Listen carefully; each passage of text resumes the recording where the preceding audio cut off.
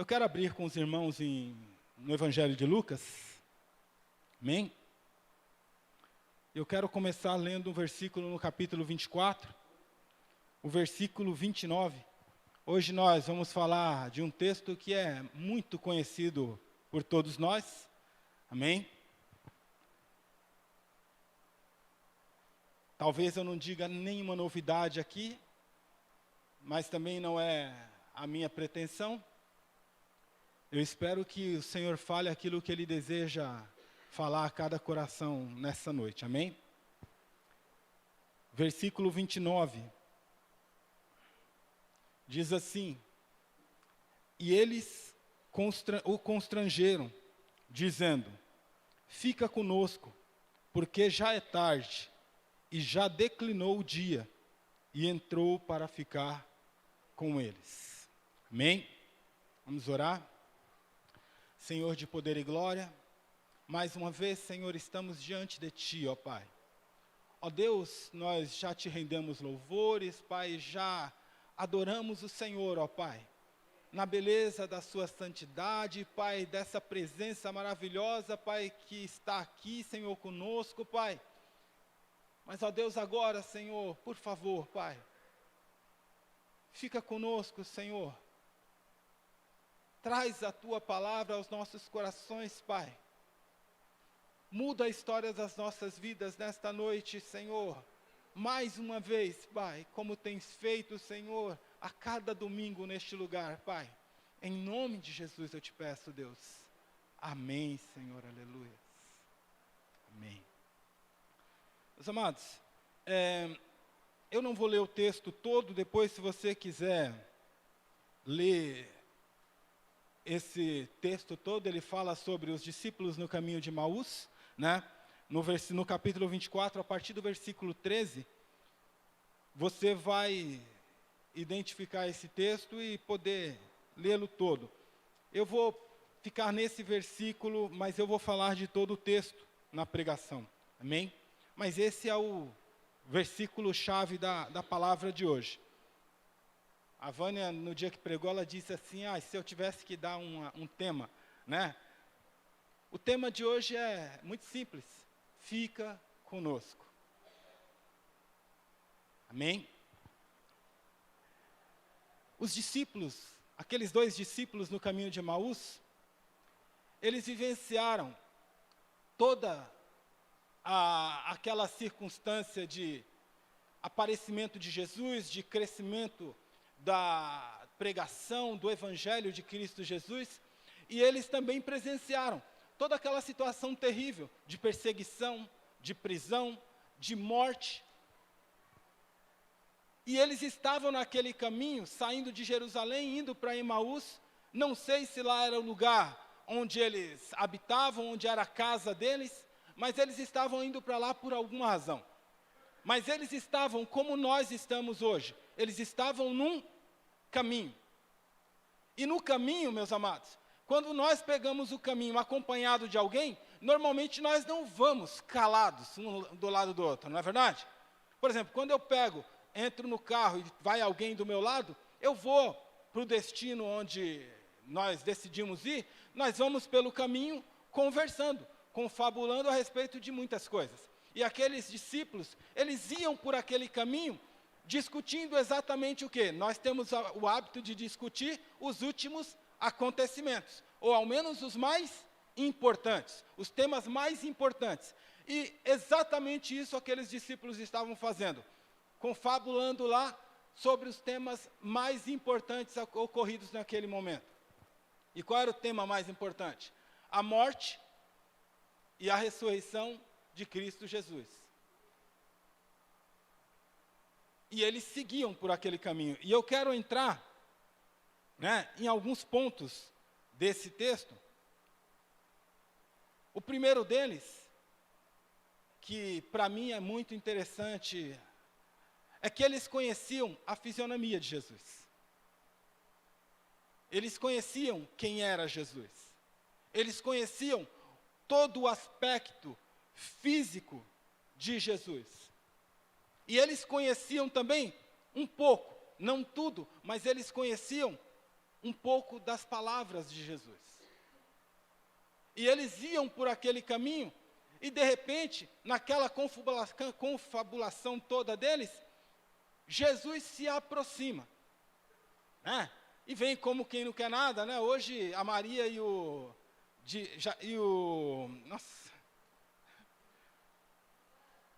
Givan, oh meu Deus do céu, é duro quando o nome está aqui e some.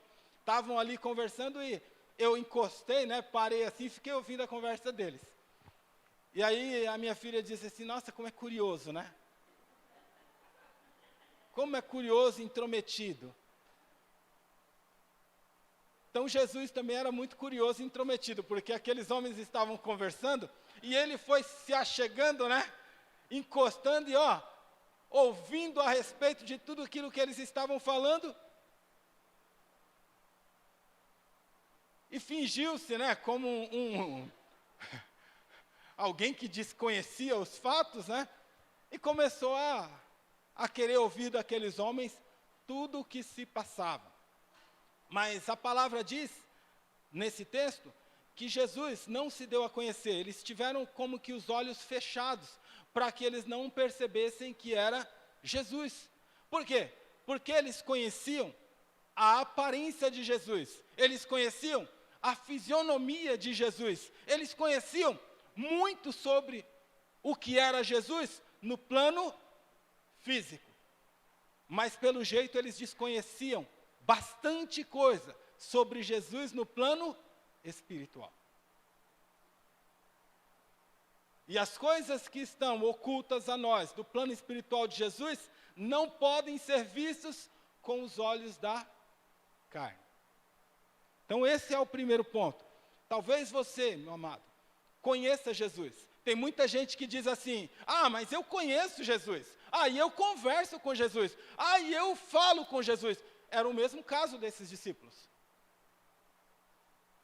Mas será que o nível de conhecimento que você tem de Jesus é suficiente? Talvez não seja. Talvez seja muito superficial. No caso desses discípulos, era superficial. O segundo ponto, eu quero tentar passar pelos pontos rápidos. Como eles conheciam Jesus? Ou seja, a que nível? Qual era o título que eles conheciam de Jesus? Se você olhar lá no versículo 24, no capítulo 24, versículo 19, você vai perceber que eles caminharam com Jesus. Eles acompanharam a história de Jesus completa. Eles ouviram Jesus dizer, eu sou. E não foi uma, duas, três, quatro. Foram muitas vezes eles ouviram Jesus dizer, eu sou. Mas quando eles estão no caminho confabulando, o que eles dizem para Jesus quando ele pergunta a respeito do que estava acontecendo? Ele diz assim, olha, tinha um Jesus Nazareno, lá em Jerusalém, e ele começou a aparecer para as pessoas com muito poder nas suas palavras e nas suas obras. Ele era um profeta poderoso em palavras e obras. Era assim que eles conheciam Jesus. Talvez, meus amados, o Jesus que você conhece hoje seja um Jesus que cura. Talvez você conheça um Jesus que profetiza. Talvez você conheça um Jesus que resolve os seus problemas financeiros. Talvez você conheça um Jesus que está ligado a você somente para esta vida e só para os problemas superficiais desta vida. E isso é pouco do Jesus real. Talvez você esteja andando há muitos anos num caminho com Jesus e ainda não entendeu quem Ele é de verdade. Você precisa entender quem Jesus é de verdade, porque Ele não é só um profeta. Ele não é só poderoso em palavras. Ele não é só poderoso em obras. Ele é muito mais do que isso. E talvez nós, crentes atuais, o conheçamos dessa maneira. Ou pelo menos o reduzamos a esse ponto, porque nós o reduzimos na maioria das vezes, a maioria dos cristãos atuais, reduz Jesus à sua necessidade. Ele só é poderoso se ele atende à minha necessidade. Ele só é poderoso se ele faz o que eu espero que ele faça. Ele só é alguma coisa para mim, ele só tem a representatividade para mim, enquanto ele me está sendo importante e útil. Mas no momento em que ele morre,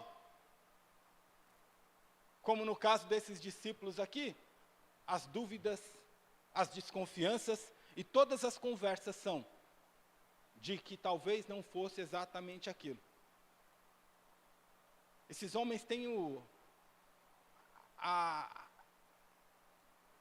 condição ali, de depois de ter andado com Jesus, dizer, a nossa esperança era que ele fosse o que redimisse a Israel.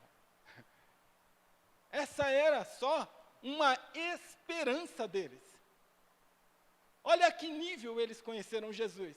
Eles não conheceram Jesus para entender que eles não precisavam ter esperança. Eles precisavam ter fé de que ele redimiria. Porque aí ele redimiria. Esse é o segundo ponto. Terceiro ponto, meus amados. Eles não criam nas palavras sobre Jesus. E é interessante eu usar esse tema, porque eu estava lá sentado. Essa palavra, para vocês terem uma ideia, já está há mais de um mês no meu coração. E eu não conseguia escrever nada a respeito dela até hoje à tarde. Muito por falta de tempo, outras por sentar lá, orar, buscar e falar, Deus, fala comigo sobre isso, e eu não escutar nada de Deus e preferi não escrever minhas próprias palavras. Mas um dos pontos que Deus colocou no meu coração é esse: eles não criam nas palavras sobre Jesus. Sabe, já naquela época existia o Velho Testamento. Então, se existia o Velho Testamento, existiam os profetas. Muitos profetas profetizaram a respeito da vinda do Messias. E Jesus, durante a sua caminhada, ele foi confirmando cada uma dessas promessas a respeito da vida dele e elucidando os seus discípulos de que ele era aquele que cumpria aquelas promessas. Mas esses homens, mesmo conhecendo todas essas palavras, todas essas promessas, eles duvidavam. Eles tinham dúvidas, eles tinham receio de será que é, será que não é? Então eles duvidavam das palavras a respeito de Jesus, mas eles também duvidavam das próprias palavras ditas por Jesus, ao ponto de não crerem que ele era o Cristo. Eu não sei você, meu amado, como é na sua vida, porque assim, olha, às vezes nós temos muito conhecimento da palavra, e parece que nós não temos nenhum pelas atitudes que tomamos, porque nós não temos fé nas palavras para tomarmos realmente posse daquilo que nos está disposto, para entendermos que as promessas que ele fez através da palavra é um compromisso com cada um de nós, e aquelas promessas norteiam a nossa fé para vivermos para a glória de Deus. E muitas vezes nós vivemos e dizemos e falamos e queremos, mas a nossa vida toda é para a nossa própria glória, é para satisfazer o nosso próprio ego, as nossas próprias vontades. Então eu conheço, mas eu ignoro, eu faço questão de deixar meio que de lado, porque são palavras difíceis. No momento em que você aceita que ele é aquele a quem Deus prometeu para o seu povo, para a remissão do seu povo, não tem mais volta. Você precisa entender que a sua vida precisa ser diferente a partir de então. Então nós obstinadamente, sabendo a verdade, forçamos nossa conduta para ir na contramão da verdade, vivendo muitas vezes como cristãos, mas não sendo no íntimo. Esse é o terceiro ponto. Então, no quarto ponto, entro eu. Na verdade, entra o Espírito Santo de Deus. Porque se faz necessário um pregador para essas pessoas. Jesus, depois de escutar toda aquela conversa, meus amados, ele decide falar. E a primeira palavra que ele diz é, ó Nesses. Sabe o que significa Nesses? Tem vários significados. Um deles é sem conhecimento.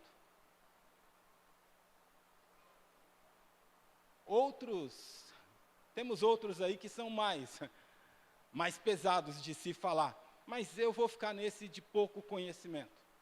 Ou pelo menos, nós somos os nesses que usamos pouco conhecimento. Muito obrigado, viu? Deus te deu o galardão devido.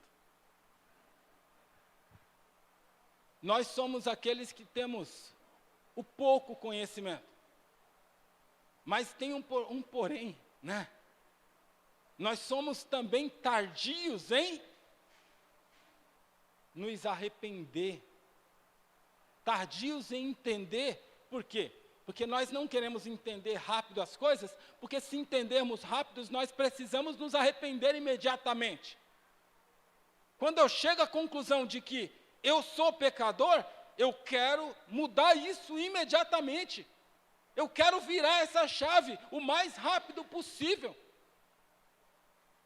Então Jesus, ele pega e começa a pregar, meus amados, do princípio lá do Gênesis até Malaquias. E começa a falar de todas as promessas, começa a falar de tudo o que precisava ser elucidado àqueles homens. E aqueles homens começam a ouvir Jesus, e começam a ouvir aquele pregador, e eles ficam tão tomados por aquelas palavras, por aquelas revelações, por aquelas elucidações, que o coração deles começa a queimar, e eles começam a ter um sentimento novo, que eles ainda não haviam tido. Porque a luz da palavra de Deus está se chegando no interior do coração deles. Às vezes, meus amados, nós temos um Cristo que está aqui, nas camadas externas das nossas vidas, mas ele ainda não entrou no nosso coração. Mas agora aquele pregador, o próprio Jesus é o pregador para eles, começa a atrair a atenção deles, começa a entrar através da palavra dentro do coração deles, mas ainda falta um ponto para chegar lá. E sim, são pontos, meus amados, que nós precisamos compreender. Tem decisões que não cabe a Jesus tomar por você, cabe você tomar. Jesus sabia a razão, ele tinha o propósito de encontrar aqueles dois homens no caminho. Mas aí Jesus, chegando em Emaús, chegando no ponto final daqueles homens, Jesus diz assim para eles, olha, meu caminho é mais para ali. Mas Jesus já sabia que não era para ele ir mais para lá. Mas precisava de um convite. Lá em Apocalipse ele diz, eis que estou à porta aí, se você abrir, eu entrarei e cearei contigo e você. Precisa de um convite.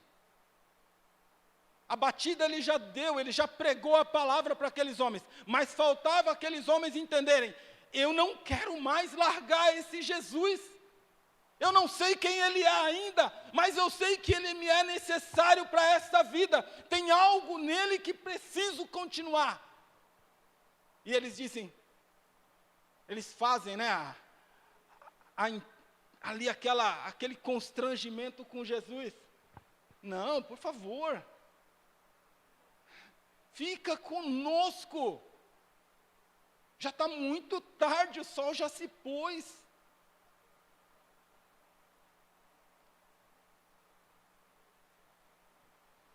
É nesse ponto que, para mim, é o mais importante desse texto. Primeiro, meus amados, porque eu pergunto para você, quantas vezes Jesus falou com você? Quantas vezes a pregação fez o teu coração queimar ao longo da sua vida como cristão? Qual foi a vez que você saiu de um culto dizendo para Cristo: fica comigo, Senhor. Não se afasta de mim agora não. Já escureceu. Dorme lá em casa. Dorme na casa que eu preparei para o Senhor no meu coração. Quantas vezes nós fazemos isso aos domingos? Quantas vezes nós fazemos isso ao sair dos cultos, ao ter um contato com Deus através de uma oração, de uma intimidade com Ele? Quantas vezes nós temos feito isso, implorado a Jesus: fica conosco, porque o Senhor nos faz bem. Nós saímos do culto e retomamos uma vida que não é a vida que Cristo tem para nós. Nós saímos da presença dEle e aceitamos que Ele siga adiante. Porque, como foi dito na pregação da semana passada, muitas vezes Ele incomoda eu continuar com os meus pecados, porque Ele não habita com o pecado.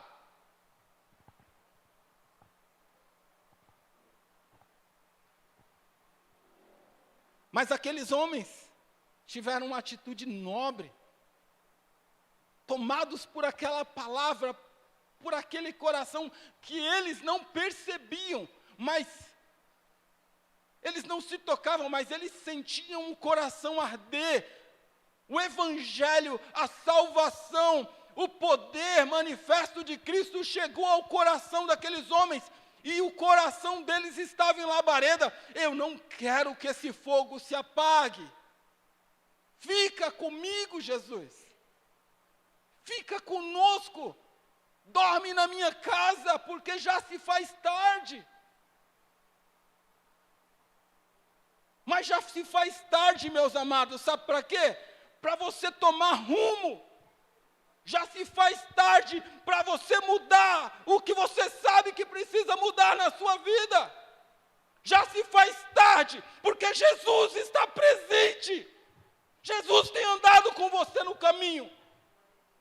E você tem fingido para manter as suas condutas erradas. Mas hoje Deus está dizendo a você: já se faz tarde. A hora é hoje, o dia é hoje, a hora é agora. Porque já se faz tarde. E se Ele voltar, você fica. Você fica.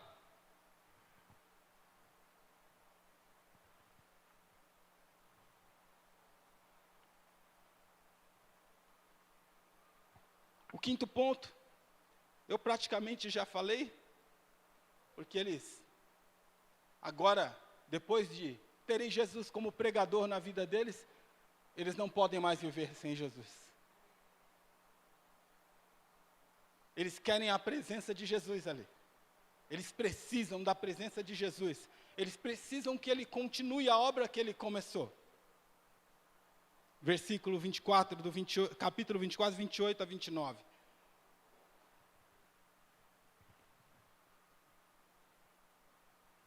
O sexto ponto é a comunhão esclarecedora. Meus amados, Jesus aceita, porque Jesus tinha um propósito em entrar naquela casa. Jesus se senta à mesa com eles. E logo Jesus assume a sua posição. Entenda, na posição de comunhão com Cristo, não importa quantas pessoas estejam presentes, é Ele quem dirige. Se for você sozinho, é Ele quem dirige. Se for dois, é Ele quem dirige. Se for como temos aqui bastante pessoas hoje, é Ele quem dirige, é Ele quem parte o pão, é Ele quem nos dá o que comer.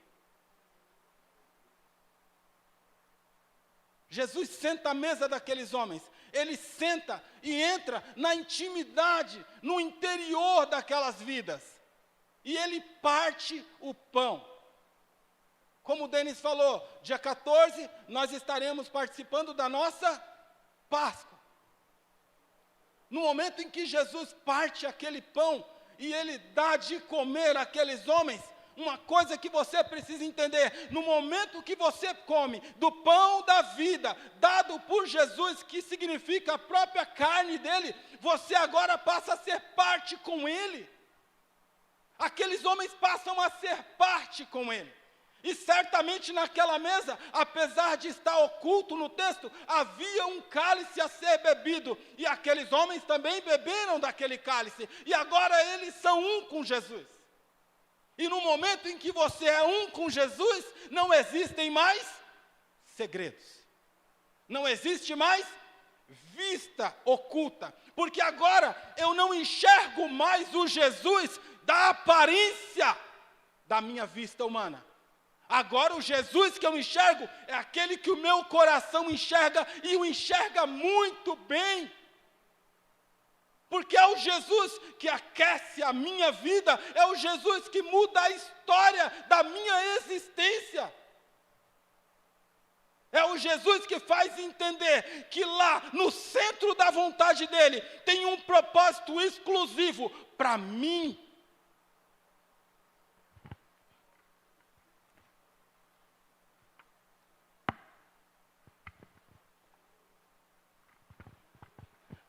E aí, meus amados, Jesus desaparece. Jesus desaparece. E por que Jesus desaparece? Porque ele não precisa mais ser visto pelos olhos humanos. Porque agora, onde ele apareceu, ninguém mais pode tirar de você. Sabe qual era o problema daqueles homens?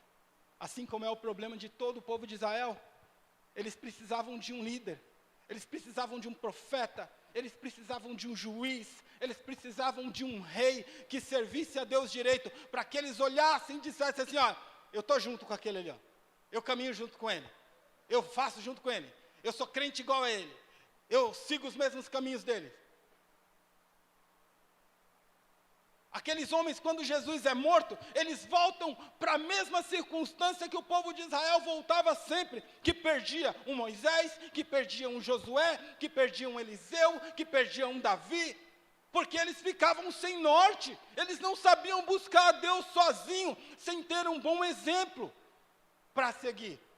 Mas agora, diferente dessa época, Jesus entrou e ficou no coração daqueles homens. Agora eles podem ser os crentes que eles nunca imaginaram ser, porque agora eles não são mais dependentes de exemplos, porque eles têm o próprio Rei da Justiça vivendo no coração deles para guiar cada passo.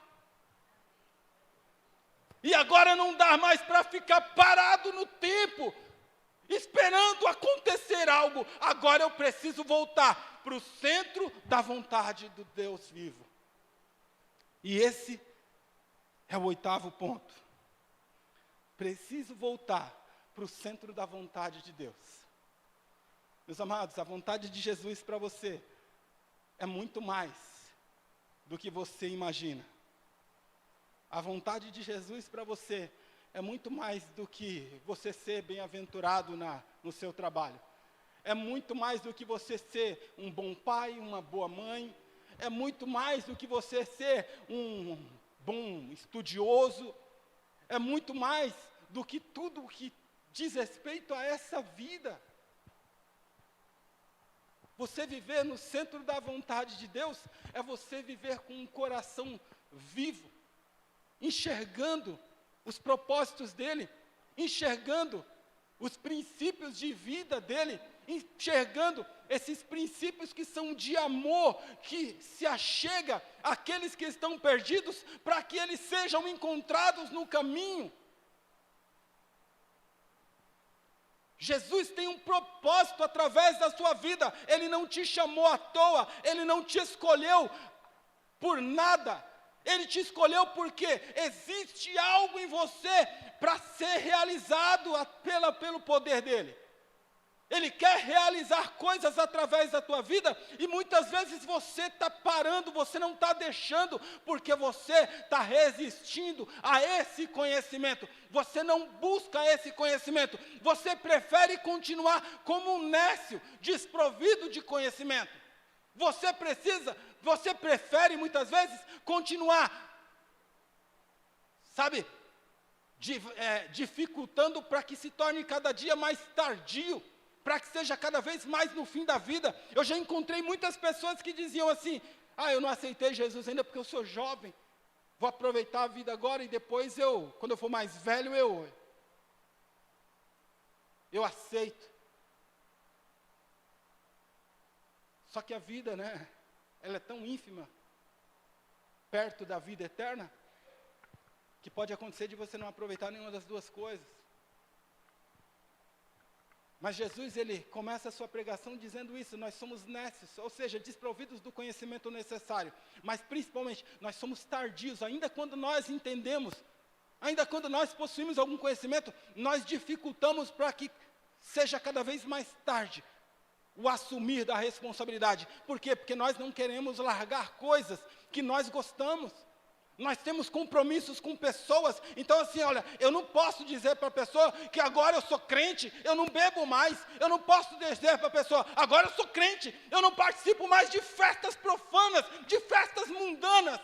Eu não quero mais comunhão com as coisas do diabo, eu não quero mais comunhão com as coisas que são ditas pelo príncipe deste mundo, que é Satanás. Então o que eu faço? Eu prefiro ficar nesse evangelho que eu mesmo criei, que um monte de gente hoje, na atualidade, cria, um evangelho mentiroso, satânico, que me permite falar palavrão, que me permite encher a cara, que me permite participar de tudo quanto é coisa ruim e imoral que existe, e só dizer depois: mas eu creio em Jesus, eu oro a Jesus, eu falo com Jesus, Se o teu coração ardeu em algum momento e você deixou Jesus ir, hoje é o dia de você convidar Ele a ficar com você. Hoje é o dia de você dizer, você tem mais essa oportunidade cada manhã de dizer: fica conosco, Senhor. Fica comigo, Senhor, porque já se faz tarde. Eu não posso esperar mais. Eu não quero esperar mais. Eu quero viver os propósitos do Senhor para mim. Fica conosco, fica comigo. Fica com essa igreja. Porque não é mais tempo de brincar. É tempo de sermos e de vivermos o propósito de Cristo para nós.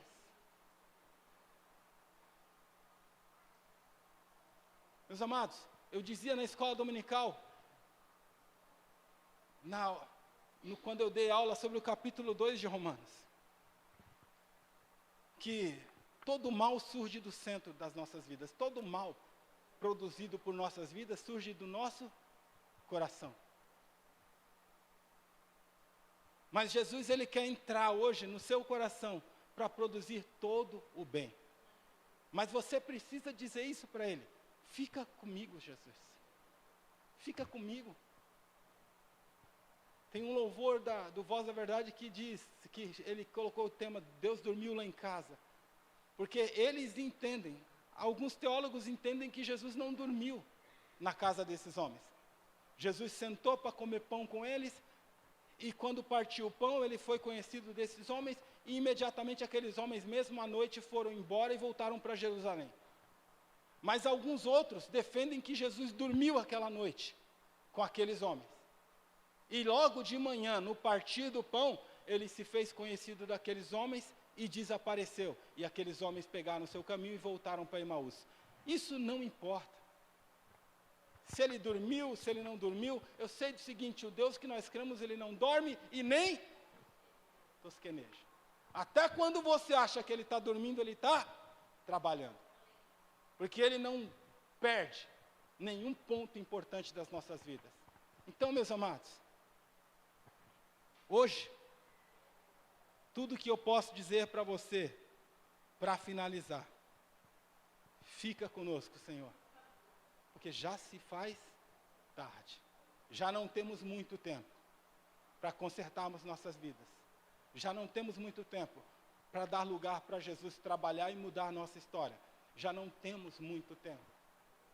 Então que você hoje possa fazer esse mesmo pedido, esse mesmo clamor a Jesus, que você possa encontrar Ele e dizer, fica comigo, Jesus, porque eu não quero que seja tarde para mim.